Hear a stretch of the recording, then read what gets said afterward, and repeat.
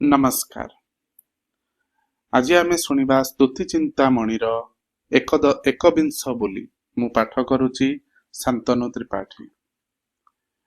आहुरी रहिला वर्णिन सरिला संसार विषय कथा, लेखन पतर धरी निरंतर केते मु करिबी पोथा। बालुत कालरू जानी अछ स्वामी ए मोर दुरुदंड दुख, हृदय पद्मे चिंता करी अप्रमिता दंडे नाही मोर सुख। जन्म दिनरू 2 बरसरू बसी लोक हेतु बुद्धि, पंचु मने आसी भेद गला पसी जीवन हेउछि सोधी। एका होई मुहि बसिथिले जही मने पड़ी गले कथा, पंचभूत आत्मा दग्धि होई बुड़ी जाउअछि चेता। विचारु थाई हृदय रे मन को दुर्लभ जन्म देही, कोमल शरीर पिंड गोटा मोर जीव परा पुण बही। मेद मेदा पृथ्वी देह बहिछंती तरु अछंती की करी, चाही आकाश को भालई मन को देह जाऊ थाई मारी।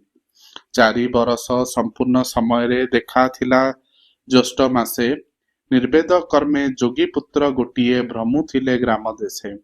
कसा कौपिनी चढ़ाई से पुणी दिशु थांती अप्रच्छन्न, बेनी भुजरे प्रत्यक्ष देखिअछि थिला शंख चक्र चिन्ह। 2 पंथा दांडे विजे करी स्वामी हस्तरे खपरा धरी, दिय माता बोलुथिले अन्न भिक्षा गोटा चारी। तेते बेले मुहि पासे ठिया होई अळप मु अछि जानी, थाल घेनी स्वामी आपे मागुथिले दिय बाबू मते पानी। 7 5 होई मुख चुहा चुही जहू अमानिया हेले, धर्म धर्म बोली तेणु करी स्वामी सेबठरू चली गले। से समय कथा हृदय करी चिंता जीवन जाउछि पोड़ी, पंचभूत आत्मा नित्य कांदुअछि चिया चैतन बुड़ी। से कथा मान एबे मने पड़िले हृदय हेउछि जाहा, देह पुलकित होई उत्कंठित चमकी उठुछि हिया।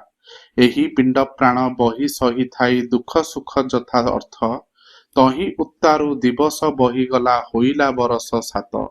क्षुधा तृष्णा कले भालई बिकले दग्धि हुई काए, अति दुखे मुहि दिन बंचुअछि कस्तूरी जीवन प्राय।